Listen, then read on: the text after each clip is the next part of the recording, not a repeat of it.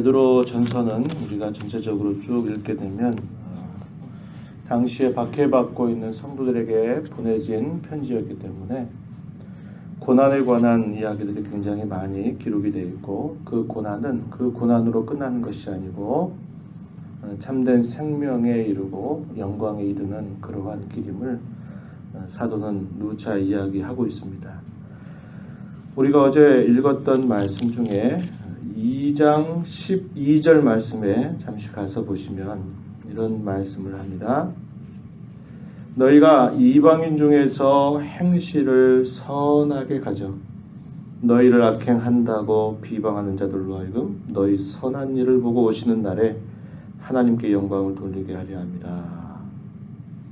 이 땅에서 나그네와 같은 삶을 살아가면서 영원한 하늘의 소망을 바라보고 하늘의 기업을 잊고 살아가게 될 그러한 자들이 나그네와 같은 삶을 살아가면서도 어떻게 하라고 말하냐면, 이방인 가운데서 너희의 행실을 선하게 해야 된다, 이렇게 이야기한 바가 있는데, 당시의 그 시대상이라고 하는 것이 예수 믿는 사람들과 믿지 않는 사람들의 삶이 너무나도 많은 그런 차이를 가지고 있었던 그런 사회였기 때문에 그리스도인답게 살아가는 그런 삶의 모습을 누차 사도는 강조하고 있습니다. 그래서 그러한 선한 행실들이 어디로부터 시작돼야 될까라고 말할 때 사도는 가장 가까운, 가장 작은 단위, 가정 가운데서 남편이 아내에 대해서,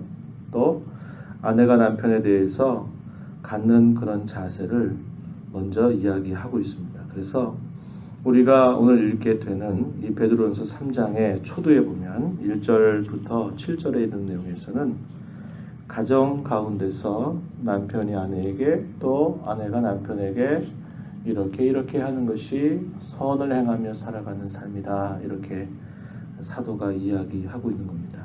그래서 그 당시에 예수 믿지 않는 사람들이 살아가는 그런 가정의 모습과 전혀 다른 그러한 모습을 잘 드러내면서 살아가야 된다, 그런 이야기를 사도가 쭉 하고 난 다음에는 이제는 외부를 향해서, 다른 사람들을 향해서 어떻게 살아가야 되느냐, 그 부분에 대해서도 역시 어떻게 하는 것이 선을 행하며 살아가는 삶인가, 그거에 대해서 말할 때 여기 3장 8절 이하에서부터 이렇게 쭉 이야기하는 내용들이, 거기 8절 말씀을 한번 보시죠. 그러면 너희가 다 마음을 같이하여 동정하고 형제를 사랑하며 불쌍히 여기며 겸손하며 악을 악으로 욕을 욕으로 갚지 말고 도리어 복을 빌라.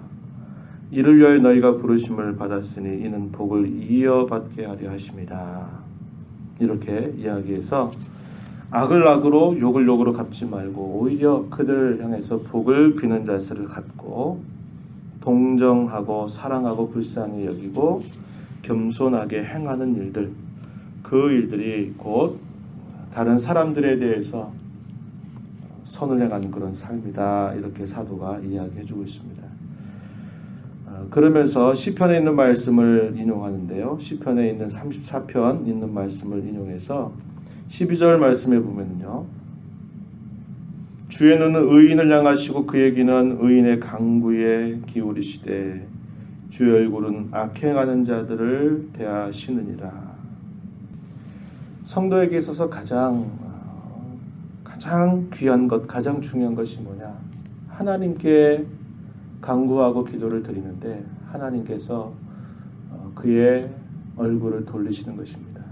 항상 구약에 있는 말씀을 보면 하나님께서 은혜의 얼굴을 그 백성에서 돌리시게 될 때 환난과 박해와 징계와 심판이 있었던 일들을 기억하죠. 그러나 그들의 환경이 아무리 어렵고 힘들어도 하나님께서 그들을 향해서 그의 얼굴을 향하고 계실 때에는 언제든지 그것이 아무리 힘겹고 어려워도 그것이 하나님의 사람들에게는 큰 소망이 되고 큰 위로가 되고 기쁨이 되는 것을 우리가 알게 됩니다. 박해 현실을 살아가고 있는 중에도 박해 때문에 그 박해당하는 것조차도 감당하기 어려우니까 이런 것들을 행할 수 있는 여유가 어디 있겠나 이런 생각을 하게 되기 쉬운데, 그러나 하나님은 그런 가운데서도 선한 일을 행해야 된다. 이 선한 일을 행한다는 게 그저 우리가 착한 일 한다 그런 의미가 아니고, 선을 행한다는 것은 하나님의 거룩한 말씀을 붙잡고 그 말씀에 순종하는 것을 두고 선을 행한다 이렇게 말하는 것입니다. 그저 우리가 세상 사람들이 마다시 그냥 남들 좋은 일 했다 이런 정도를 말하는 게 아니고, 하나님 말씀에 대한 순종이 우리 행실로 나타나는 걸 두고 선행이다 이렇게 말하고 있는 겁니다. 그래서 그런 어려움들 가운데 있을지라도 하나님께서 그런 고난 가운데서도 그분의 뜻을 따르고자 할 때 하나님께서는 그의 눈을 의인을 향하신다. 그의 귀는 의인의 간구에 귀를 기울이신다. 이렇게 말씀하고 있는 겁니다. 그래서 그러한 것이 우리에게 언제나 보장되고 하나님과의 관계가 바르게 서 있을 때는 아무리 우리의 삶이 어렵고 힘들어도 그것은 아무런 문제가 되지 않는 걸 보게 돼요. 그러나 반대로 우리의 삶에 어려움이 없고 평안할지라도 하나님과의 관계가 우리에게 올바로 설정이 되어 있지 않으면 그건 다 소용없는 일이다 하는 것을 우리는 기억하게 되는 것이죠. 오늘 우리가 읽은 본문의 13절 이하로부터 이 마지막 절 내용에서도 계속 사도는 그 이야기를 하고 있습니다. 선을 행하라는 겁니다. 열심으로 선을 행하라고 이야기해요. 13절에 또 너희가 열심으로 선을 행하면 누가 너희를 해하겠는가?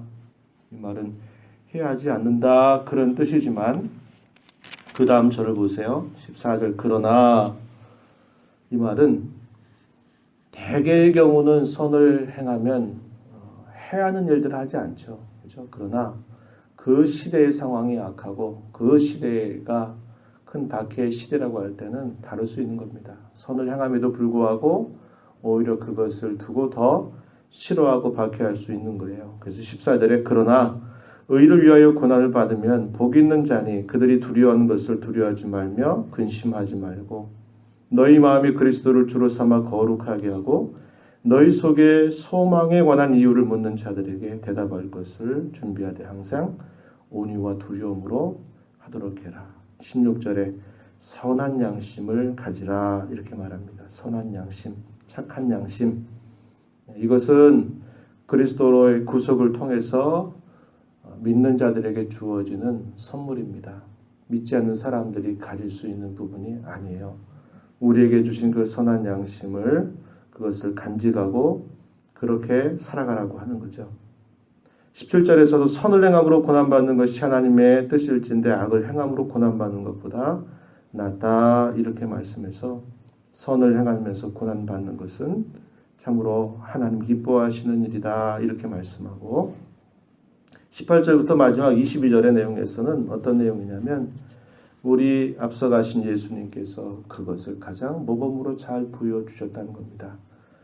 그의 죽으심을 이렇게 이야기하면서 그가 고난을 받아서 이렇게 십자가에서 죽으셨지만은 그가 마침내 살아서 그가 승리하셨고 하나님 우편에 앉으셨다라고 하는 사실을 이야기하면서 그리스도를 사랑하고 그리스도를 따르고 살아가는 성도들도 그러한 그리스도의 삶의 모범을 따라서 그러한 자세를 가지고 고난받는 것 피하지 말고 선을 행하면서 고난받는 것을 오히려 즐거워하고 그리스도께서 이루신 그 자체를 따라가라고 사도는 권면하고 있는 것입니다.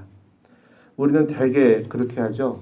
우리의 삶이 평안할 때는 모르지만 우리의 삶에 여러 가지 어려움이 생기면 우리가 하던 일조차도 하지 않으려고 합니다. 내 삶 속에 어떤 어려움이 생겼다 그러면 하나님 우리에게 원하시는 것은 그 모든 일들의 시작과 끝을 지고 계신 하나님께 더 마음을 기울이고 더 하나님을 찾기를 하나님은 기대하시는데 우리 연약한 사람들은 어려움이 생기면 가장 먼저 정리하는 게 뭐예요? 하나님을 가까이 하는 것을 정리하기 시작합니다. 어려운데 지금 어떻게 다 그렇게 하겠어? 라고 이렇게 말하면서 내가 어려운데 뭐 이런 일 내가 할 수 있겠어? 못하지? 이런 마음을 우리가 갖기 쉽다 이 말이죠.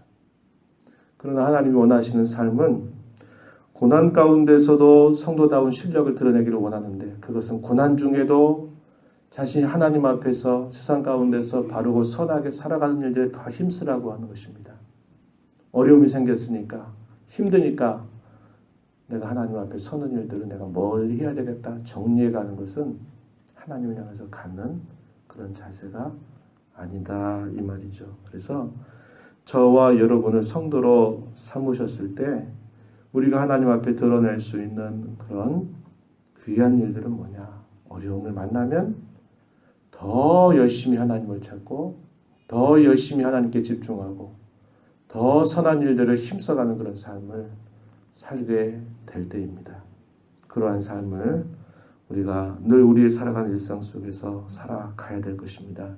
그래서 어려운 일들 속에서 낙심하고 절망하지 말고 그런 가운데 더 하나님을 사랑하고 하나님의 뜻을 구하고 또 하나님을 가까이 하는 자로 살아간다면 우리의 삶은 늘 승리의 삶을 살아갈 수 있을 것이다 하는 겁니다.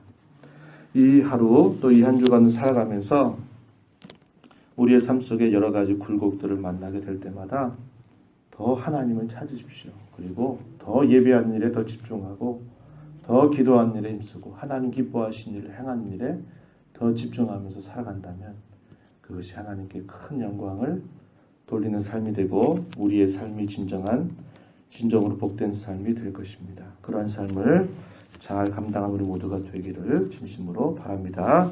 하나님 아버지 감사합니다. 이 새벽 시간에도 저희들을 이렇게 불러주셔서 오늘도 하나님의 말씀을 함께 읽고 또 이 하루 이 한 주간을 주 앞에서 시작하게 해주신 것 감사합니다. 아침마다 밤마다 주님의 인자와 성실을 맛보게 하시고 날마다 우리에게 허락하시는 이 새로운 날들이 또 하루 우리에게 순종하라고 또 하루 하나님의 뜻에 더 집중하고 살아가라고 주신 기회인 줄을 알고 그 일들에 힘써가는 저희들의 삶이 되도록 인도하여 주옵소서. 삶의 어려움 앞에 저희들이 놓여 있을 때 그것 때문에 낙심하고 절망하지 않게 하시고 그 모든 일들에 시종을 손에 쥐고 계신 하나님을 더 바라보고 더 의지하고 더 선을 행하기에 힘써가는 삶을 살아가도록 저희들을 주장하시고 도와주시고 인도하여 주시옵소서. 이 시간도 은혜의 보좌 앞에 나와서 아버지 앞에 간구하는 모든 심령들을 용납하시고 간구의 귀를 기울여 주시고 응답하여 주셔서 주님과 함께 동행하는 복된 삶을 살도록 이끌어 주시옵소서.